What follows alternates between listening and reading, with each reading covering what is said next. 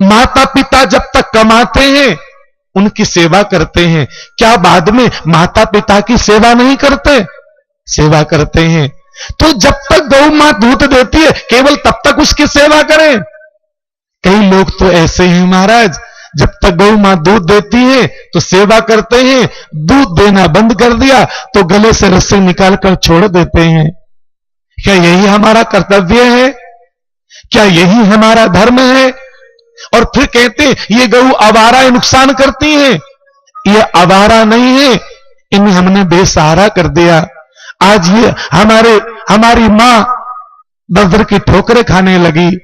आज ये सूखी महाराज प्लास्टिक की थैलियां खाकर बीमार पड़ती हैं। हमारे एक मित्र महाराज नागौर अब जब जाएंगे, अपने नागौर से जोधपुर जाएंगे तो बड़ी दिव्य गौशाला है, दिव्य हॉस्पिटल है। उसके महामंडलेश्वर जी कुशालगिरी जी महाराज, हमने पीली मंदोरी में कथा की, महाराज श्री को निमंत्रण दिया, 3-4 कथा में आ गए और कभी निवेदन करते हैं महाराज हमारे पास 20-30 गौ बीमार पड़ी है। कहले बोले महाराज जितनी गौ है सब बेच दीजिए। अपनी एम्बुलेंस भेजते हैं और उनको वहां पर लेकर जाते हैं। पिछले साल एक गौ मां का ऑपरेशन कराया, आप हैरान हो जाएंगे, 32 किलो पॉलीथीन उसके पेट में निकली, 32 किलो पॉलीथीन। हम उसको चारा नहीं देते तो क्या करे भूखी बेचारी, वो सड़कों पर पड़ी पॉलीथीन खा लेती है। नहीं मेरे भाई बहनों, पॉलीथीन लाओ उसको नष्ट कर दो। वो गौ मां के लिए कितना नुकसान पहुंचा रही है, कितनी गौ मां दुखी हो जाती हैं। और वो कितनी बड़ी गौशाला को चला रहे हैं, हर रोज कितनी गौओं के ऑपरेशन होते हैं वहां पर। पिछले दिनों भैया लोकेश गोदारा जी, मैं इधर से जा रहा था अबोर से गंगानगर, उन्होंने कहा महात्मा जी एक गौशाला खोलनी है। चलो भाई, जाकर देखा महाराज इन लोगों ने उस गौशाला की तरह ही छोटी सी गौशाला बनाई है और रात और दिन गौशाला की सेवा में पूरे क्षेत्र के लोग लगे रहते हैं। हम चाहते हैं हमारी ये गौशाला, इस गौशाला के साथ साथ यहां पर कोई अच्छा हॉस्पिटल हो गौ पशुओं के लिए, विशेषकर मेरी गौ माता के लिए हो। हम उसको उतना अच्छा उपचार नहीं दे पाते, लेकिन अच्छी व्यवस्था यहां पर हो। हमारी गौशाला को देखने के लिए पंजाब से ही नहीं बल्कि पूरे देश से लोग आए, ऐसी गौशाला होनी चाहिए। और आप सबका सहयोग जैसे मिलता रहा तो आगे ये गौशाला दिन दोगुनी रात चौगुनी उन्नति के मार्ग पर चलती रहेगी। तो मेरा जो कहने का भाव था वो इतना सा ही था। महाराज दलीप अपने पूज्यपाद गुरुदेव के चरणों में उपस्थित हुए। महाराज संपत्ति नहीं है, संपत्ति बहुत है। उन्होंने ध्यान लगाकर देखा, उन्होंने कहा राजन ये मैं क्या देख रहा हूं, तुम्हारे द्वारा गौ मां का अपराध हुआ है। महाराज स्मरण नहीं आ रहा है, जब महाराज दलीप विवाह करके लौट रहे थे भाई बहनों, तो एक भूखी गऊ इसलिए वहां पर खड़ी हुई थी। अब दलीप आ गया है, अब मैं भूख से नहीं मरूंगी। लेकिन राजा दलीप ने तो उधर देखा तक नहीं। गौ माता कुपित हो गई, तूने मेरी अवहेलना की, तूने मेरी तरफ देखा नहीं। महाराज दलीप चले गए और आज चौथापन आ गया, संतान नहीं हुई। महाराज वशिष्ठ मुनि कहते हैं राजन तुम्हारे द्वारा गौ का अपराध हुआ है। महाराज ये बताएं, अगर मुझसे कोई दोष हो गया है जाने अनजाने में, तो कृपया महाराज ये बताएं कि वो दोष मिटता कैसे है। उन्होंने कहा एक काम करो राजन, मेरे पास ये नंदिनी गऊ है, जी गुरुदेव, इस गऊ को अपने महल में ले जाओ और जब तक ये प्रसन्न ना हो जाए इसकी सेवा करते रहो। जिस दिन ये प्रसन्नता को प्राप्त हो जाएगी, जाओ, जीवन के दोष मिट जाएंगे। गौशाला मतलब गौ मां की सेवा से, हां बाबा, मैं कहना चाहता हूं आपसे और बताना चाहता हूं कि भगवान जाम्बू जी की सगी बुआ तांतु देवी जब शरीर में भयंकर रोग लग गए, शरीर में भयंकर बीमारियां लग गई, संतान जो संतान जन्म लेती थोड़ा बड़ा होती साथ छोड़ के चली जाती, कितनी संतान उनको छोड़कर परमपिता परमात्मा को प्यारी हो गई। लेकिन अंत में जब भगवान जाम्बू जी से हार कर प्रार्थना की, मेरे जीवन का कौन सा दोष लगा है मुझे बताइए महाराज, कि मेरी संतान भी कोई नहीं बची और महाराज मेरे शरीर में इतनी भयंकर बीमारियां लग गई हैं, मैं इतनी रोगाग्रस्त क्यों हो चुकी हूं। तब भगवान ने कहा, बुआ तू है तो प्रहलाद के बाड़े का बिछड़ा हुआ जीव, लेकिन कुसंगति के कारण तू पिछले जन्म में नाहर जाति में तेरा जन्म हुआ, भेड़िया जाति में मेरा जन्म हुआ। हां, जब मैं नाहर जाति में जन्मी तो फिर ये मानव तन क्यों मिला। उन्होंने कहा, तांतु हुआ, यही बताना चाहता हूं, अपने परिवार के सहित तू विचरण कर रही थी और तूने क्या देखा, एक गौ मां अपने बछड़ू को जन्म दिया, उसको चाट रही थी। तू तो हिंसक जीव थी, तूने ना जाने कितनी माताओं से उनके बछड़ुओं को, उनके बच्चों को छीनकर तू खा गई थी, लेकिन आज तूने गऊ की तरफ देखा और तू एकटक देखती रह गई। आज तेरे मन में कोई शंका नहीं हुई, तूने हमला नहीं किया, हिंसक प्रवृत्ति नहीं जागी। फिर क्या हुआ, बस तेरे अंदर करुणा जाग गई, तेरे अंदर प्रेम जाग गया, गौ मां के प्रति आस्था जागने लगी और गौ माता ने तेरी तरफ करुणा की दृष्टि से देखा, गौ माता ने तेरी तरफ प्रेम की दृष्टि से देखा। बस गौ मां की दृष्टि मात्र से जब सुब्रह्म नाम के राजा हुए, कितने कितने कितने पापी थे वो, कितने वो हिंसक थे, शिकार खेलने के लिए गए, जब शिकार नहीं मिला महाराज, उन्होंने क्या देखा, अभी अभी के हिरनी ने एक शावक को जन्म दिया और वो हिरनी अपने बच्चे को जन्म देने के उपरांत दुग्ध पान करा रही थी। इस राजा ने देखा और तो कोई शिकार नहीं मिला महाराज, बाण उठाया, अनुसंधान किया, अभी अभी जो बालक दूध पी रहा था, जिसका अभी अभी जन्म हुआ, उसकी मां हिरनी के हृदय में बाण दाग दिया महाराज। हिरनी रोने लगी, अपने बच्चे को यह कहकर, पुत्र अब ये मां तेरी और सेवा नहीं कर पाएगी, बस इतनी ही, तेरा मेरा संबंध इतने ही पलों का था, इतने ही क्षणों का था पुत्र, अब मैं और सेवा नहीं कर पाऊंगी। इतने वो राजा समीप आ चुका था। उसने कहा, रे राजन, तू इतना हिंसायुक्त तेरा जीवन है, अरे कभी कभी तो हिंसक जीव भी ऐसी स्थिति में करुणा कर देता है, लेकिन आज तो तूने उस हिंसक जीव को भी मात दे दी, एक मां की पीड़ा को तू ना पहचान सका, जा मैं तुझे शाप देती हूं, तू ऐसे हिंसक गति को प्राप्त हो जा। और महाराज देखते देखते वो राजा शरीर छूटा और महाराज सिंह की गति को प्राप्त हुआ, सिंह बन गया, शेर बन गया महाराज। कहने लगा, मां मैं सिंह तो बन गया, क्या इस सांप से कभी मुक्त हो पाऊंगा?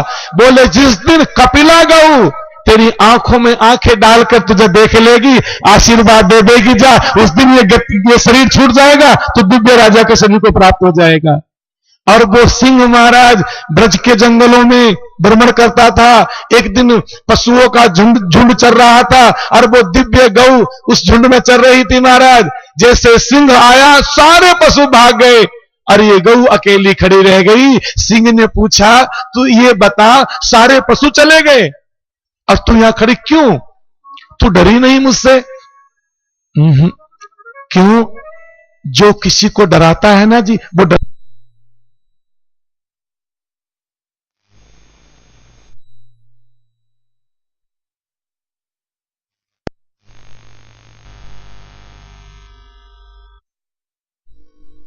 सरल है।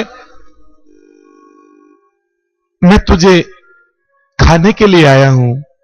उसने कहा, सिंह तू मुझे खा लेना, मैं ना नहीं करूंगी, लेकिन मेरी एक प्रार्थना सुन ले। मैंने कल बछड़ू को जन्म दिया है और मेरा बछड़ू बहुत अबोध है, वो अभी चारा नहीं खा पाता, वो मेरे दूध पर आधारित है। मैं उसको आज दूध पिला दूं और मैं कल आ जाऊंगी, तू मुझे खा लेना। ऐसा कहकर सिंह ने अनुमति प्रदान की और महाराज वो गाय चली गई। सभी पशुओं ने कहा, गौ तूने ये क्या किया? गौ इतनी सरल है तभी तो सबको अच्छी लगती है।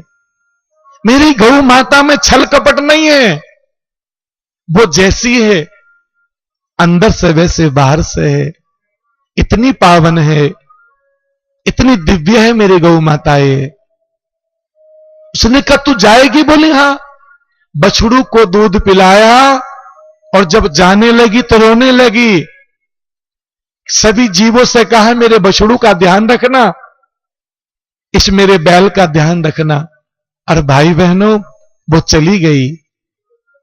सिंह देखकर आश्चर्यचकित, ये गाय बचनों की इतनी पक्की आ गई, और जाकर सिंह के सामने खड़ी हो गई। और सिंह उस गाय को देखने लगा और वो गाय उस सिंह को देखने लगी। घटना क्या घटी? बाबा वही कपिला गऊ थी, और जैसे कपिला ने सिंह को देखा उसके सारे पाप नष्ट हो गए, सारे पाप मिट गए। पहले की भांति दिव्य राजा के रूप में प्रकट हो गया। पहले के रूप में गौ मां के चरणों में गिर पड़ा, हे मां, इतना बड़ा जघन्य अपराध भी किया और महापाप भी किया, फिर भी तेरे दर्शनों से मैं पावन हो चुका हूं। गौ मां के दर्शन मात्र से जन्म जन्मांतरों के पाप नष्ट हो गए। तो बाबा जरा विचार करना, वो कितने भाग्यशाली लोग हैं जो मेरी गौ मां की गौशाला में आकर इतनी सेवा करते हैं। ये कितने भाग्यशाली माताएं बहनें हैं जो गौ घर से चलती हैं और गौ मां की परिक्रमा करती हैं। कई कई तो माताएं बहनें ऐसी हैं महाराज, प्रातःकाल स्नान ध्यान के बाद जब भोजन भंडार तैयार होता है तो पहली रोटी घी लगाकर महाराज उस पर मिष्ठान चिपड़कर पहली रोटी वो गौ मां को खिलाती हैं। सबसे पहली रोटी जिस घर में गौ मां को दी जाती है वो घर बड़ा भाग्यशाली होता है, वो घर बड़ा दिव्य होता है महाराज। तो भाई बहनों, भगवान जाम्बू जी तो यही कहते हैं, मां, ए बुआ, तूने भी उस गौ मां के दर्शन किए और तेरे जन्म जन्मांतरों के पाप मिट गए। वो बताओ, गौ मां के दर्शन मात्र से, और जो गौ मां की सेवा करते हैं, गौ माता को तूड़ी दान देते हैं, गौ माता को कणक दान देते हैं, अपनी मेहनत की कमाई में से गौ माता को अंशदान देते हैं, वो कितने भाग्यशाली होंगे, वो कितने दिव्य पुरुष होंगे। इन सभी घटनाओं को देखते हुए महाराज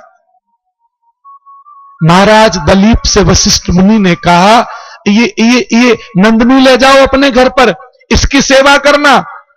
और नंदनी मां को दलीप और उनकी अर्धांगिनी दक्षिणा लेकर महल में आ गए। इतनी सेवा करते थे, ओ हो।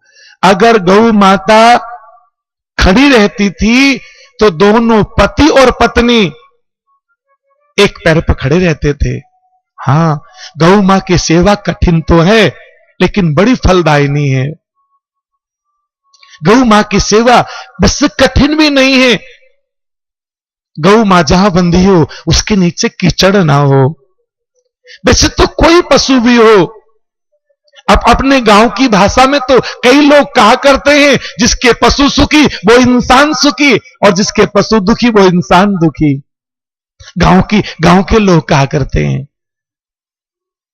और केवल इस कथा को हम ही नहीं सुन रहे हैं ना, इस कथा को गांव गांव में टेलीविजन के सामने बैठकर और टीवी में यह देख रहे हैं कि हम भी आज गौ सेवा का कोई संकल्प लें। कई माताएं बहनें टीवी के सामने बैठी टीवी देख रही हैं, कोई कुर्सी पर बैठे होंगे, कोई चारपाई के ऊपर, कोई नीचे चटाई बिछाकर बैठे होंगे। हां, मैं टेलीविजन के माध्यम से उन सभी दर्शकों को ये अपील करना चाहूंगा, आप गौ अवश्य पालें। आपके पास गौ पालने की व्यवस्था ना हो, आसपास की गौशालाओं से आप जुड़ें और गौ मां की सेवा का संकल्प लें।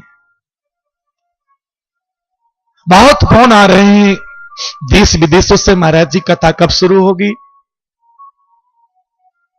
मध्य प्रदेश के लोग कह रहे हैं महाराज कथा कब शुरू होगी, राजस्थान के लोग कह रहे हैं कथा कब शुरू होगी।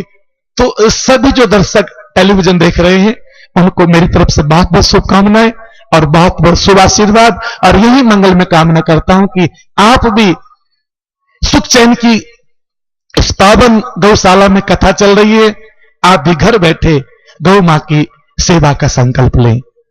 तो मेरे भाई बहनों, ऐसे महाराज दलीप थे, गौ बैठ जाती थी तो पति पत्नी बैठ जाते थे, और गौ माता खड़ी रहती थी तो खड़े रहते थे। वो इतना बड़ा व्रत गौ मां का, और सेवा करते करते कई वर्ष बीत गए। एक दिन तो भाई बहनों उस नंदिनी ने अपने गले से रस्सी निकाली और महाराज वहां से निकल पड़ी महल से। दक्षिणा ने कहा स्वामी अपनी नंदिनी गौ, और जैसे वो नंदिनी गौ महाराज महल से बाहर निकलने लगी, महाराज दलीप ने शीघ्रता के साथ धनुष बाण उठाया और नंगे पैरों गौ मां के पीछे दौड़ने लगे। आगे आगे नंदिनी गौ है और पीछे पीछे महाराज दलीप है। दौड़ते दौड़ते क्या देखा महाराज दलीप ने, एकाएक अचानक बड़ी भारी बड़ी सी एक गुफा, और नंदिनी उस गुफा के अंदर चली गई। हे भगवान, इस गुफा में क्या होगा। और नंदिनी ये भी नहीं सोचती है कि मैं कितनी मुश्किल से मांग कर लाया हूं मेरे गुरुजी ने। हे नंदिनी मां, ये तू क्या कर रही है।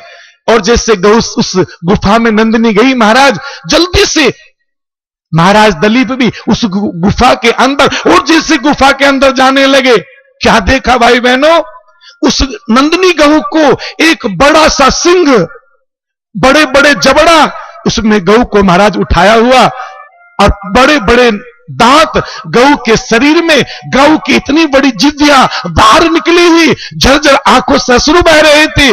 गाय रंभा रही थी मां मां। दलीप रोने लगे, अब मैं गुरुदेव को क्या उत्तर दूंगा। मैंने तो उनको वचन दिया था मैं नंदिनी मां की सेवा करूंगा, और ये सेवा कर पाया। भाई बहनों, पीछे हटे एक कदम, धनुष हाथ में लिया, तरकस से बाण निकालने लगे।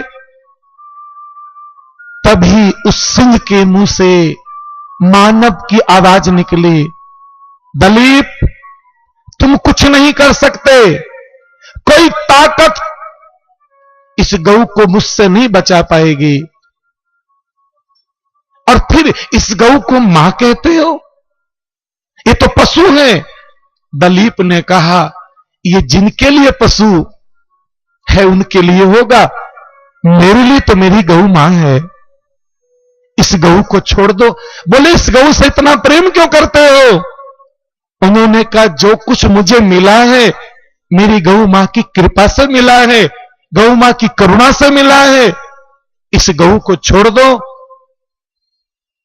हमारे कई शीर्ष नेता आज भी ऐसे हैं जो गौ मां को गौ मां कहते उनको शर्म आती है।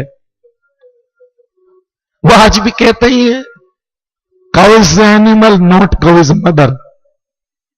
मेरी गौ मां पशु नहीं है, गौ मां है।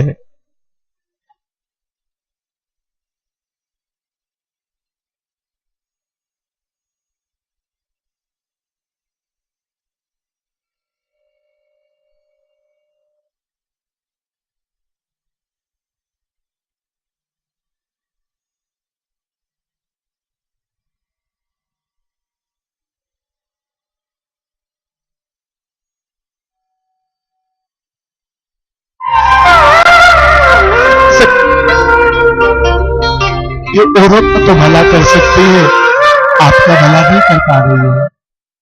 औरों के लिए बहुत शुभ है, लेकिन खुद आपकी तरफ देख रही है। आज ये मेरी संतान मुझसे क्यों मुंह मोड़ रही है?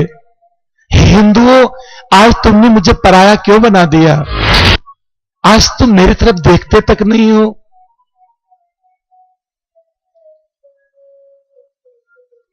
दलीप ने कहा, सिंह तू मेरे प्राण ले ले,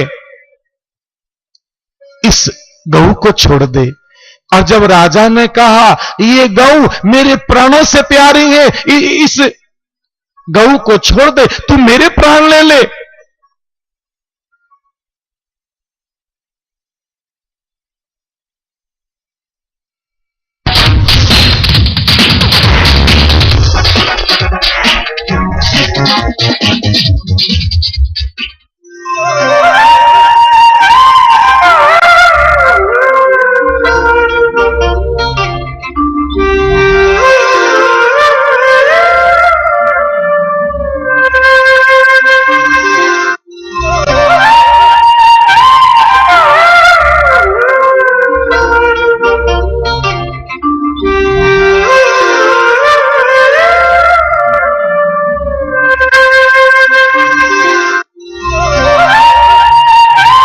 उसी सेवा के फल से, उसी सेवा का परिणाम था। और फिर महाराज जब भगवान गौ मां ने इच्छा पूर्ण की, क्या बात है,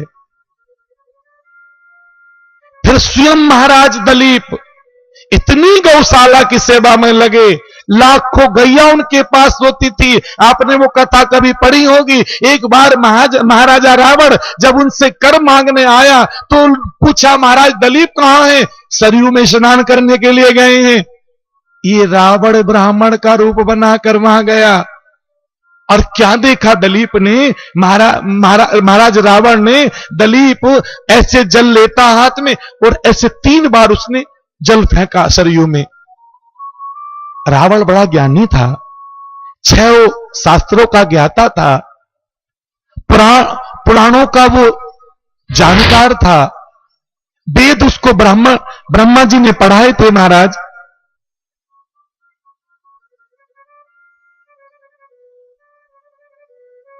उसने देखा ये तो किसी कर्मकांड पद्धति में नहीं आता, ऐसे जल फेंकना। पूछा, महाराज क्या कर रहे हो? बोले मेरी गैया चर रही हैं, अचानक सिंह ने हमला कर दिया है, मुझे गैया पुकार रही हैं और मैंने अब सिंह को सबक सिखा दिया है। आपने जल फेंका महाराज, आपने क्या सबक सिखाया है?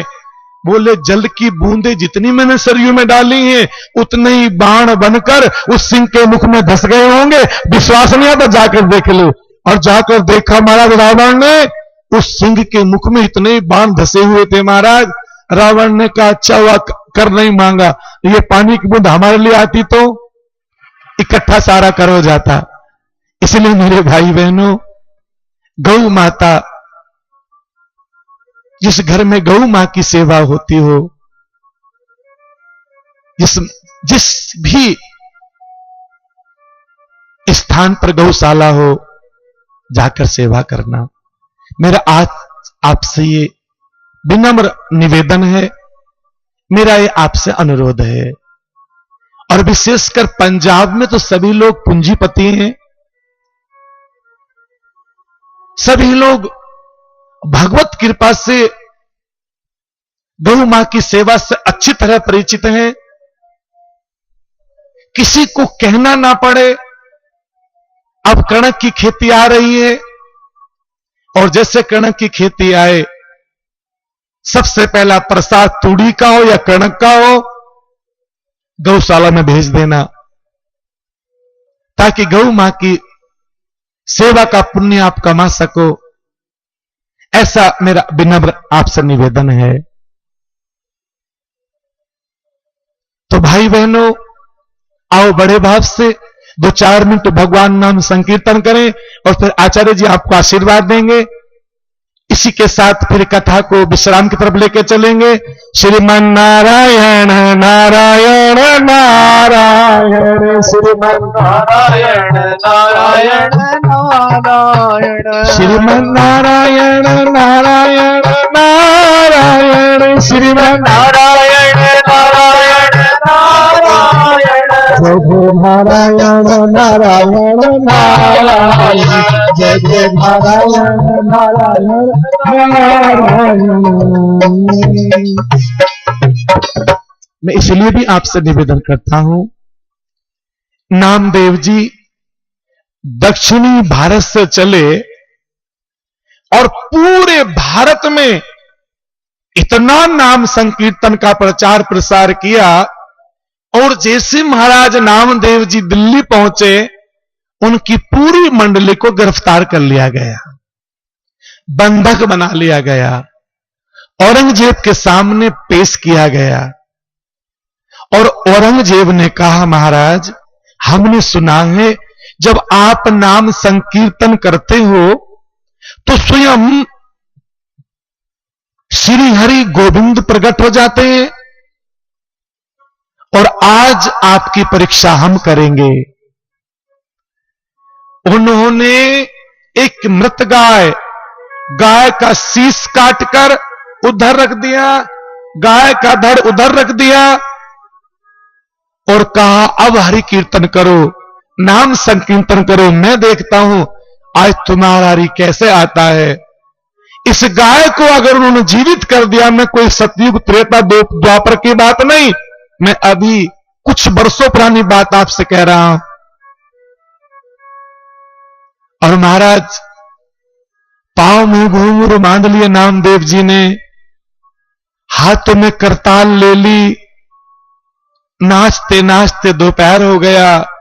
नाम संकीर्तन करते करते सूर्य ढलने लगा, पैरों से रक्त बहने लगा, हाथों से करताल बजाते बजाते रक्त बहने लगा, आंखें सूज आई। गोविंद, हे माधव, हे गोपाल, हे मुरलीधर, हे गिरधर, हे नंदलाल, आज तेरे नामदेव का अपमान होगा। सूर्य अस्त होने वाला था।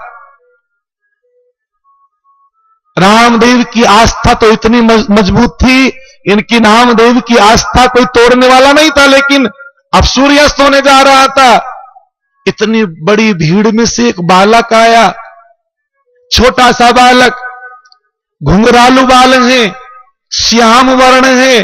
बाबा अब ये बताओ, गाय का धड़ तो वहां पड़ा है और गाय का शीश वहां पड़ा है, ये जिंदा कैसे होगी? बाबा तुम कहो तो मैं शीश उठाकर धड़ से लगा दूं। और वो रो रहे थे, लोग उनकी तरफ देख रहे थे। उस बालक ने जैसे वो गौ माता का शीश उठाकर गौ मां के धड़ से लगाया, और जैसे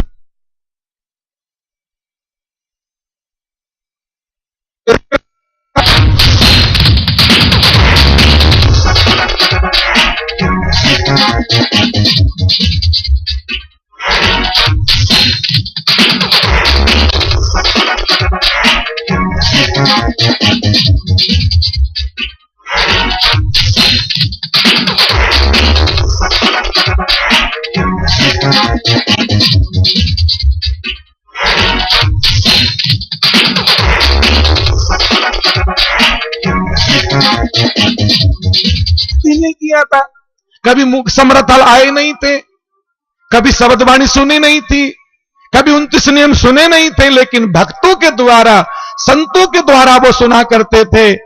उनमें से 2 ऐसे भक्त, आसम और कासम महाराज, क्या बात है। केवल सुनकर भक्त बने थे भगवान के, केवल सुनकर। लेकिन उनको तो बंधक बनाकर कारागार में डाल दिया गया था सिकंदर लोदी के द्वारा, और वो उस कारागार में पड़े पड़े भगवान जाम्बोजी को पुकारते थे, हे नाथ, अगर आप मोतीराम मेघवाल की रक्षा करने के लिए राबीदा के दरबार में पहुंच सकते हो तो हम गरीबों की रक्षा भी तो कीजिए महाराज। और भगवान इतने करुणा के सागर, भगवान एक दिन समराथल पर विराजमान थे जाम्बोजी, दिल्ली जाने का निर्णय हो गया और भगवान दिल्ली पहुंचे, लोधी सिकंदर के दरबार में पहुंचे।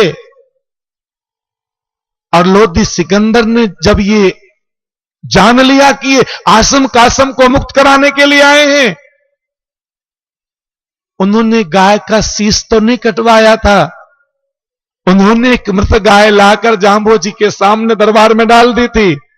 आप आसम कासम को मुक्त कराना चाहते हो तो एक काम कीजिए महाराज, ये मृत गाय है, इस मृत गाय को जीवन दान दे दीजिए। सुना है आप 7 साल की अवस्था से गौ मां की सेवा करते हो, आपने सुना है कि राम रूप में गौ मां की सेवा करी थी, आपने महाराज कृष्ण बनकर गौ चराई थी।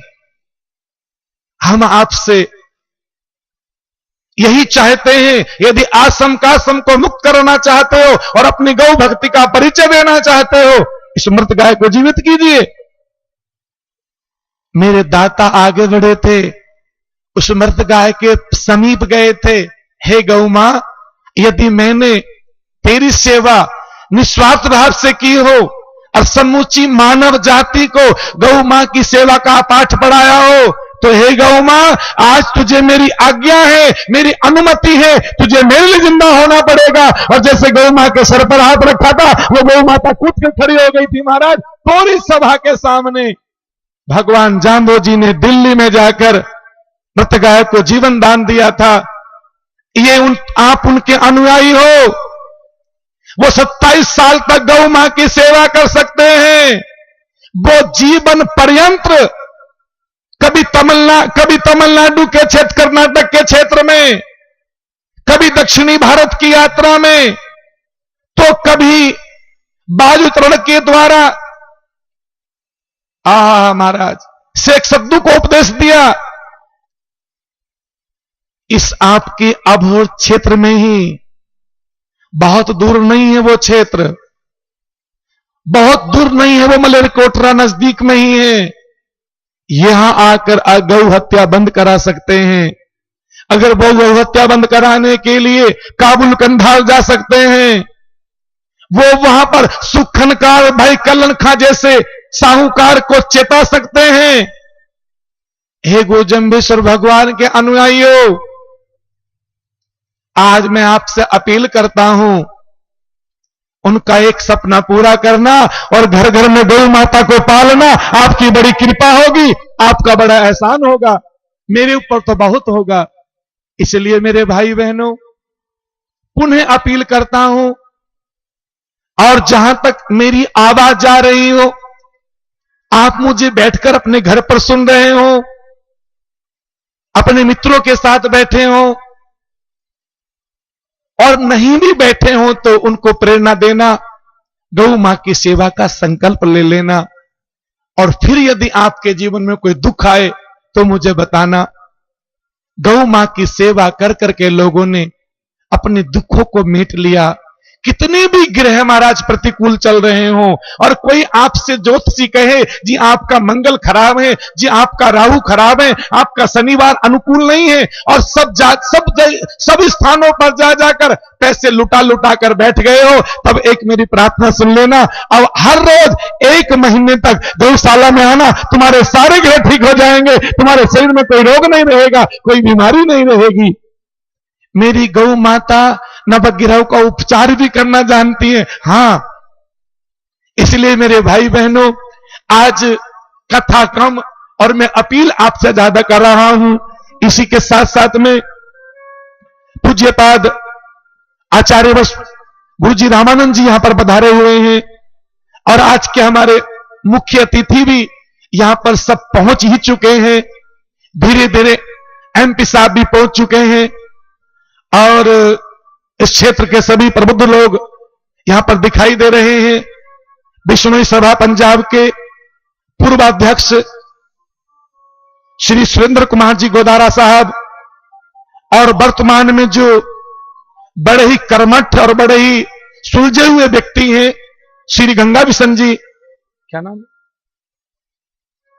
वो यहां पर विराजमान हैं। हम देख रहे हैं हरियाणा क्षेत्र से हमारे सरसा से भाई देश कमल जी भी और अपने मित्रों के साथ पहुंच चुके हैं। इधर से हर गांव की उपस्थिति यहां पर देखने को मिल रही है। मातृशक्ति भारी संख्या में प्रथम दिवस में ही पहुंच चुके हैं। तो मैं आपसे पुनः अपील करता हुआ, चूंकि अभी हमारे पास 10 से 15 मिनट हैं, हम पूज्यपाद स्वामी जी के आशीर्वाद को सुनेंगे और पुनः कल कथा हम लोग क्रम से कथा सुनेंगे। ठीक कथा 12 बजे प्रारंभ होगी और कथा 3 बजे संपन्न हो जाएगी। चूंकि साधना चैनल के माध्यम से हम केवल सुख चैन ही नहीं, पूरे पंजाब के इस सित्तोगुन्नो क्षेत्र को ही नहीं, आप सभी के सहयोग से हम ये कथा इतने देशों को सुना रहे हैं। वो घर बैठे टेलीविजन के माध्यम से जो यहां कथा चलेगी, जो महापुरुष आशीर्वाद देंगे, वो हम घर बैठे उस आशीर्वाद को भी सुनेंगे और अपने जीवन को धन्य बनाएंगे। इस आज की कथा में मैं बहुत कुछ तो नहीं, चूंकि अब मुझे 15-20 दिन हो गए हैं इधर उधर घूमते हुए, तो मैं 1,51,000 रुपए इस गौ मां के लिए मेरी संस्था की तरफ से मैं सप्रेम अर्पण करता हूं। 1,51,000 रुपए। पुनः आचार्य भट्ट।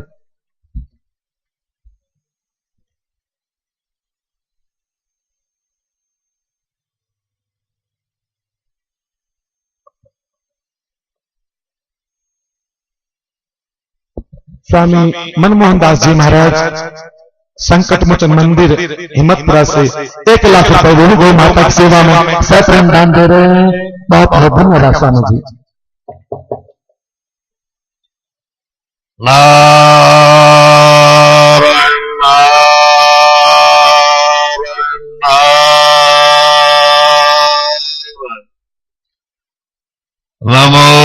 नमोऽस्त्वनन्ताय सहस्रमूर्तये सहस्रपादाक्ष शिरोरुबाहवे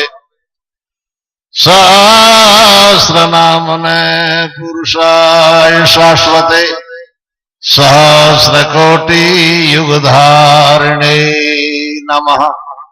श्री जम्ब गुरु जगदीशेश नारायण स्वामी त्रिलोकी रादेव सकल घट अंतर्यामी।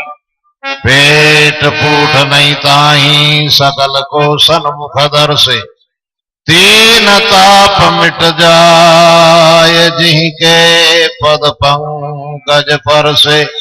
अलख अगोचर देव है सतचित आनंद भेव। सुरजन दास इष्ट देव की प्रीति करो नित सेव। श्रीमन्नारायण नारायण नारायण श्रीमन्नारायण नारायण नारायण श्री हरि नारायण नारायण नारायण श्री हरि नारायण नारायण नारायण श्रीमन्नारायण नारायण नारायण श्रीमन्नारायण नारायण नारायण श्री हरि नारायण नारायण नारायण श्री हरि नारायण नारायण नारायण श्रीमन्नारायण नारायण नारायण श्रीमन्नारायण नारायण नारायण श्री हरि नारायण नारायण नारायण श्री हरि नारायण नारायण नारायण श्री गुरु जम्भेश्वर जम्भेश्वर जम्भेश्वर श्री गुरु जम्भेश्वर जम्भेश्वर जम्भेश्वर श्री गुरु जम्भेश्वर जम्भेश्वर जम्भेश्वर श्री गुरु जम्भेश्वर जम्भेश्वर जम्भेश्वर श्री गुरु जम्भेश्वर जम्भेश्वर जम्भेश्वर श्री गुरु जम्भेश्वर जम्भेश्वर जम्भेश्वर श्रीमन्नारायण नारायण नारायण श्रीमन्नारायण नारायण नारायण श्री हरि नारायण नारायण नारायण श्री हरि नारायण नारायण नारायण धर्म की जय हो, अधर्म का नाश हो, प्राणियों में सद्भावना हो, विश्व का कल्याण हो, गौ माता की सेवा हो, भारत माता की जय हो। बोलिए श्री गुरुदेव जम्बेश्वर भगवान की जय परमादरणीय हरिद्वार से पधारे हुए स्वामी राजेंद्रानंद जी, उनके सहयोगी स्वामी सुखदेव मुनि जी, संत वृंद, धर्म प्रेमी सज्जनों, माताओं, बहनों, बड़ा ही शुभ अवसर है। आज हम सभी सुखचैन ग्राम में गौ माता के सानिध्य में गौ की महिमा का जो है बहुत बड़ा भारी श्रवण कर रहे हैं। सज्जनों, परमात्मा ने सृष्टि का सृजन किया, 83,99,998 जोड़ियां बनाई, तब तक प्रभु ने विचार नहीं किया। जैसे कुम्हार बर्तन बनाते जाता, बनाते गए, विचार आया कि इतना बड़ा लंबा चौड़ा पसारा, इसका रखरखाव, इसका देखभाल कैसे होगी, सुरक्षा कैसे होगी। तब परमपिता परमात्मा ने गोवंश की रचना की। गोवंश की रचना करके 33 करोड़ देवी देवता सब गोवंश में विराजित किए और गोवंश के माध्यम से पंचगव्य, जो अभी महाराज श्री बतला रहे थे, गाय का दूध, गाय का दही, गाय का घी, गाय का गोमय, गाय का गोमूत्र, ऐसा एक बहुत बड़ा सुरक्षा कवच प्रदान किया परमात्मा कृत सृष्टि को। जहां गाय का गोमय, जहां गाय का गोमूत्र धरती पर गिरता है, सुख और समृद्धि का खजाना खुल जाता है। लेकिन सज्जनों, जहां गाय का खून धरती पर गिरता हो, वह अनेकों ऐसे जो है भूकंप, भूचाल और अनेकों तरीके के जो बवाल खड़े हो जाते हैं, बवंडर। इसलिए सबसे बड़ा काम जो है, अभी महाराज श्री बतला रहे थे कि राजा दिलीप अंतिम अवस्था में बड़ा दुखी था, इसलिए कामधेनु की पुत्री जो नंदिनी है, उसकी सेवा करने के बाद उनकी जो अंतिम इच्छा थी वो पूरी हुई। मैं आप सभी लोगों से यही निवेदन कर रहा हूं, अंतिम अवस्था सबकी आएगी, बूढ़ापा हगड़ा आई। बुढ़ापे से पहले पहले आप हर चीज से संघर्ष कर सकते हो, लेकिन बुढ़ापा आएगा, बड़ी मुश्किल होगी।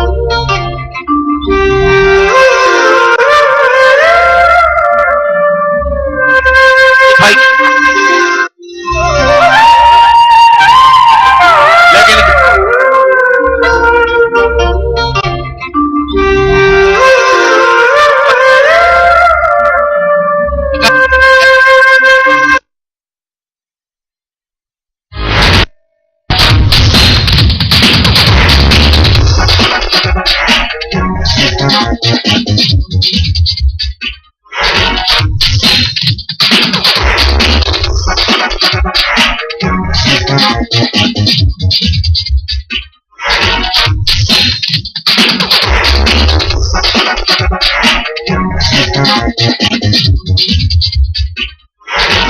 तरफ सारी बात को जा रहे हैं। बहुत सभ्य और उच्च कोटि के माँ बाप है, वो बच्चों को जो बहुत बढ़िया अच्छी पढ़ाई लिखाई करते हैं, बढ़िया हाई फाई नौकरियां करते हैं, बुढ़ापे में पास में नहीं रहते। बच्चे और परिवार दूर रहता है, अकेले घर में बैठे रहते हैं। बड़े बड़े बंगलों में आजकल क्या हालात होते हैं।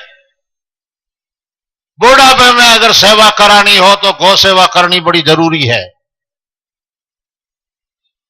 जिस समय हमारा देश आजाद हुआ था, महाराज श्री बतला रहे थे कि हमारे भारतवर्ष की जनसंख्या, हिंदू कहलाने वालों की जनसंख्या जो है 32 करोड़ थी।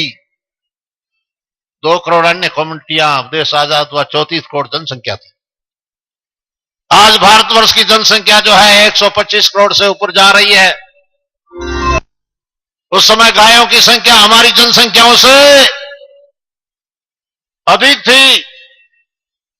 आज हमारे यहां गायों की जनसंख्या दिनों दिन घटती जा रही है। महाराज श्री का आह्वान कि केवल गौशाला बनाने से जो है गायों की सेवा का समाधान नहीं है।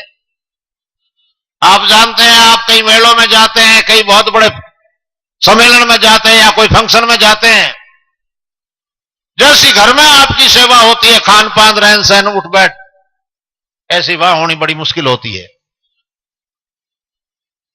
बड़ा मुश्किल होता है। इसी तरीके गौशाला के अंदर कितना भी आप क्यों ना प्रबंध कर लें, जहां समूह में बहुत सारी जो है गायें इकट्ठी होती है, सेवा होना बड़ा मुश्किल होता है।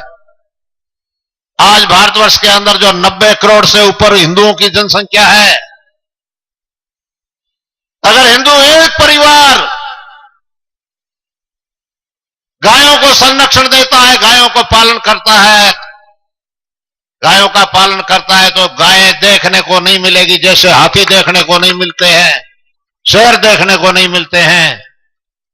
दुनिया के अंदर एक ऐसी एक प्रवृत्ति चली है, लाख लाख रुपए के कुत्ते पाल सकते हैं, कई करोड़ों की गाड़ी रख सकते हैं, गैरेज रख सकते हैं, लेकिन गाय को नहीं रखते। हमने उनसे विचार विमर्श किया, भी ऐसा क्यों नहीं करते हो? महाराज हमारे यहां जगह नहीं आ रहे, जगह बहुत है, गौशालाएं हैं, वहां जाकर के गाय को क्या गोद ले सकते हो, सेवा गोद लो। सुख और चैन, संसार में 2 ही चीज लोग चाहते हैं। क्या चाहते हैं? चैन मतलब आराम, सुख मतलब सुख, समझते ही हो। हर जीव की कामना होती है सुखम में स्यात् दुखम में मा भूत, और चैन मतलब आराम से। एक बहुत बड़ा उपदेश है आपको गौशाला से, सुख और चैन से जीना चाहते हो तो गौ सेवा करो, व्यक्तिगत तौर पर करो। गाय में बड़ी भारी करामात है। जिस समय हमारा देश आजाद हुआ था, 72 नस्ल जो गायें की थी भारतवर्षीय, और आज जो हमने ख्याल नहीं किया, धीरे धीरे घटते घटते 30 से भी नीचे आ रही है नस्लें। भारतीय नस्ल की गाय में एक बहुत बड़ी विशेषता होती है, खुब्बड़ होता है, थुम्बी। थोड़े दिन पहले यहां हमारे दूरसंचार विभाग ने एक WLL फोन चलाया था। उस फोन में जो छोटा सा एंटीना, नेटवर्क ग्रहण करने की उसमें क्षमता थी। इसी तरीके से देसी नस्ल की गाय में जो है सूर्य से एक जो जीवनदायिनी शक्ति ग्रहण करने की जो है क्षमता है, सूर्य नाड़ी के माध्यम से जो है वो सूर्य से शक्ति ग्रहण करती है, जिससे गाय के घी में, गाय के दूध में स्वर्णमय भाव, पीलापन होता है। वो एक बहुत बड़ी जीवनदायिनी शक्ति प्रदान करने की क्षमता होती है। जैसे मनुष्यों की कई तरह की नस्ल होती है, इसी तरीके गायों की भी बड़ी नस्लें होती है वो गाय जिसके यहां कुबड़ नहीं होता है, वो गाय जरूर है, लेकिन उसके अंदर गुणवत्ता की दृष्टि में जो जितना भारतीय नस्ल की गाय में क्षमता होती है उतना नहीं होती। जिसमें थुम्बी नहीं हो, पर सपनपाट मामला हो, एंटीना नहीं हो, 20 किलो दूध उस गाय का, देसी गाय का 1 किलो दूध गुणवत्ता की दृष्टि से वो भी आगे। और इसी तरीके से गौमूत्र में शक्ति है और गोबर में भी शक्ति है। देसी गाय का गोबर बिल्कुल जो है मक्खन की तरह हो जाता है, क्या खाया क्या बात उस गोबर से आप पता नहीं लगा सकते। तो इसलिए देसी गाय का जो है सबसे बड़ा हमारे जीवन के साथ जीवनदायिनी शक्ति प्रदान करने का संबंध है। तो हमें जो है गायों का संरक्षण, गायों की सेवा, सुख और समृद्धि के लिए, सुख और चैन के लिए गायों की सेवा करनी चाहिए। गौ कथा आपके यहां चल रही है। बाय द वे मैं भी आ गया। साको 363 एक जो है बहुत बड़ा कार्यक्रम हमारे समाज का है, उसके संबंध में मैं यहां गंगानगर में आया हुआ था और कल जो है सुरेंद्र जी के यहां आ गया। सुरेंद्र जी ने बताया कि हमारे यहां सुखचैन में जो है राजेंद्र जी महाराज गौ कथा सुना रहे हैं, आपको भी आना है। फिर संजय भाई ने भी टेलीफोन किया और व्यक्ति विशेष को भेजा कि आपको आना जरूरी है। सजनों, श्री गुरु जम्बेश्वर भगवान ने आज से ठीक 564 वर्ष 5 महीना लगभग 17 दिन पहले इस धराधाम पर अवतार लिया और अवतार लेने के बाद बेलो जी महाराज ने संक्षेप में जाम्बो जी महाराज के जीवनी के संबंध में बताया। वर्ष 7 संसार बाल लीला निरहारी, वर्ष 5 22 पाले बहुता धैनुचारी, 11 ऊपर 40 शब्द कथा विनाशी, बाल ग्वाल गुरु ज्ञान सकल पुगा स्वाप 86, 1500 के 93 बदी शरणों आगले पालटिया ध्रुव अडिग ज्योति सम्राट। जाम्बो जी महाराज ने 7 वर्ष तक मौन रह करके बाल लीलाएं की और 27 वर्ष तक गायों को चराया। भगवान जब कभी भी अवतार लेते हैं गायों की सेवा अवश्य करते हैं। मर्यादा पुरुषोत्तम भगवान राम का कुल एक गाय के आशीर्वाद से भगवान कृष्ण ने 9 वर्ष तक गायों को चराया। श्री गुरु जम्बेश्वर भगवान ने अवतार लेकर के 27 वर्ष तक गायों को चराया। अस्त्र शस्त्र नहीं उठाने पड़े। दुनिया के अंदर मत मतांतर, पंथ, लोभ और लालच तलवार की धार से हुए, लेकिन बिश्नोई पंथ जो है जाम्बो जी महाराज ने चलाया। ज्ञान खड़ग जथा हाथे कौनो सी हमारा रिपू। जाम्बो जी महाराज ने 34 वर्ष 2 महीना की अवस्था में बिश्नोई धर्म की स्थापना की। आज से ठीक 530 वर्ष 3 महीना 17 दिन पहले 29 नियमों की आचार संहिता बना करके जाम्बो जी महाराज ने बिश्नोई धर्म का प्रवर्तन किया। वर्तमान समय में संसार में और कोई समस्या नहीं है, न अन्न की समस्या है, न धन की समस्या है, न जल की समस्या है। समस्या केवल जीवन जीने की है, पर्यावरण संबंधी समस्या है। पर्यावरण के संबंध में जाम्बो जी महाराज ने कहा, जीव दया पालनी रूख लीला नहीं घावे। जीवों पर दया और हरा वृक्ष नहीं काटना चाहिए। आज से ठीक 285 वर्ष और लगभग 5 महीना पहले, 5 महीना 1 दिन पहले 363 लोग जो है पेड़ों की रक्षा के लिए, जीव की रक्षा के लिए एक साथ शहीद हो गए। इक्के दुखे आज भी वैज्ञानिक युग के अंदर जीवों के लिए शहीद होते आ रहे हैं। 363 शहीदों की याद में एक बड़े पर्दे की फिल्म साको 363 जो दी जा रही है, जो उसको रिलीज कराना है, शूटिंग हो गई है। उसके संबंध में, जन सहयोग के संबंध में 363 जो सदस्य बनाने के लिए इस इलाके में हम आए हुए हैं, उस संबंध में जो आते वक्त जो है यहां आपकी गौशाला का पता चला और पता चलने के बाद यह कथा का विशेष आमंत्रण निमंत्रण होने के बाद हम जो है आज आपके बीच में शरीक हुए। हम आपको बहुत बड़ा भारी आभारी हैं, धन्यवाद देते हैं कि आपने इतनी बड़ी गौशाला और जो ऐसा कार्यक्रम कर रहे हैं।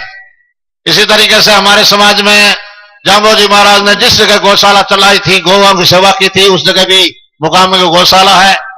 वहां के जो है आज वर्तमान समय में प्रधान सुल्तान जी धारणिया है, सेवा कर रहे हैं। तो इसलिए सज्जनों, गौ सेवा सबसे बड़ी सेवा है। उससे आपका सर्व विकास हो सकता है। इसलिए गायों की सेवा करें। बोलो गुरु जम्भेश्वर भगवान की जय। मातृशक्ति में, चूंकि मातृशक्ति में करुणा की मूर्ति है, 11,000 रुपए प्रदीप कुमार सनोप श्री राम राय डेलू मैराना धोरा की तरफ से गौ मां की सेवा मातृशक्ति दे रहे हैं। जो बात ताली बजा के स्वागत करेंगे। जम्भेश्वर भगवान की। हमारे बीच में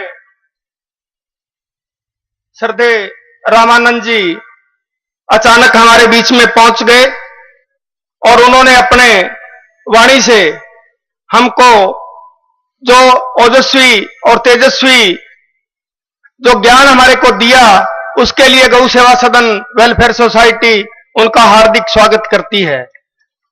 स्वामी राजेंद्रानंद जी महाराज ने 1,51,000 रुपए इस गौशाला को दिए। गौ सेवा सदन वेलफेयर सोसाइटी उनका हार्दिक हार्दिक स्वागत करती है। इसी तरह हमारे स्वामी मनमोहन दास जी इच्छापूर्ण धाम हिम्मतपुरा ने 1,00,000 रुपए गौ सेवा के लिए दिए हैं। गौ सेवा सदन वेलफेयर सोसाइटी उनका हार्दिक स्वागत करती है। हमारे बीच के अंदर हमारे आज के मुख्य अतिथि शेर सिंह जी गुबाया, वो भी हमारे बीच के अंदर पहुंच चुके हैं। मैं उनका वेलफेयर सोसाइटी की तरफ से हार्दिक स्वागत करता हूं। अब मैं निवेदन करूंगा हमारे हल्के फिरोजपुर के एमपी सरदार शेर सिंह जी गुबाया से कि वो आए और अपने विचार रखें।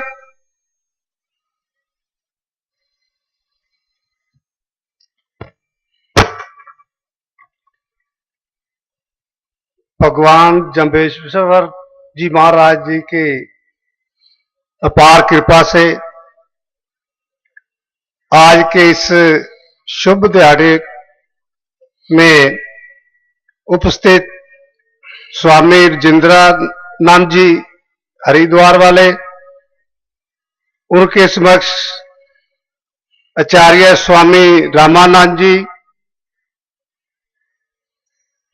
स्टेज पे विराजमान इस हल्के की मानवर हस्तियां और पंडाल में मातृशक्ति बहनों भाइयों, मैं सबसे पहले तो इस गांव के सभी लोगों को बधाई देता हूं कि जिन्होंने अपने गांव की कीमती जमीन जो गौ माता की सुरक्षा के लिए, गौ माता को सहूलत देने के लिए दान में दी।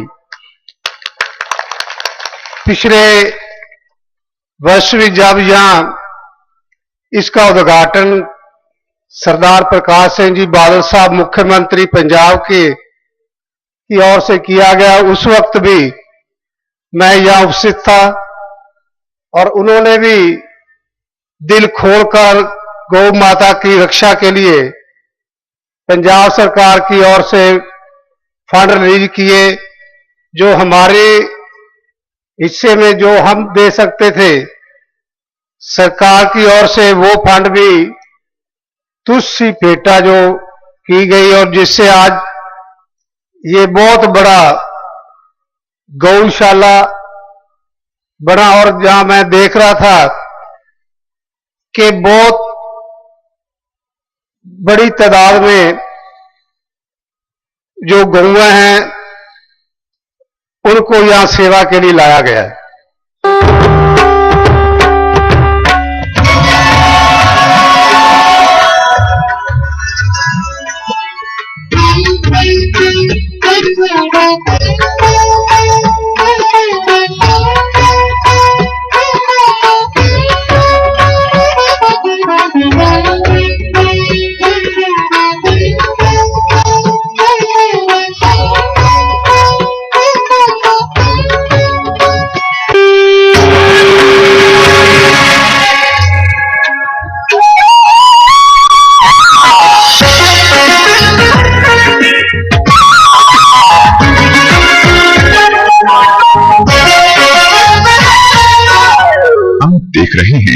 साधना टीवी।